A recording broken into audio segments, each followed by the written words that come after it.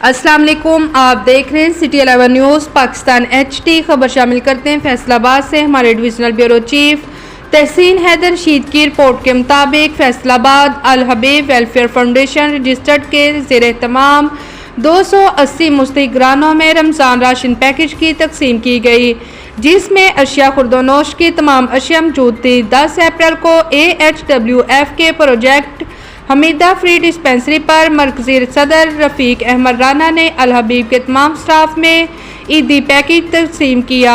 इस मौके पर मरकजी जनरल सेक्रेटरी मलक यासीन अनवर, हाजी अलियास, फरजाना कोसर समेत दीगर भी मौजूद थे।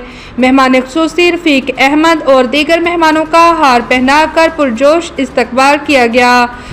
तमाम तंजीमी मेंबरान की तरफ से इस बात पर इत्तफाक किया गया कि इंसानी खिदमत के लिए हर मुमकिन माली तामुन और कोशिशें जारी रखी जाएं, ताकि बेहतर अंदाज में इंसानियत की खिदमत का मिशन पूरा हो सके। मज़ीद खबरों के लिए देखते रहें सिटी 11 न्यूज़ पाकिस्तान HD।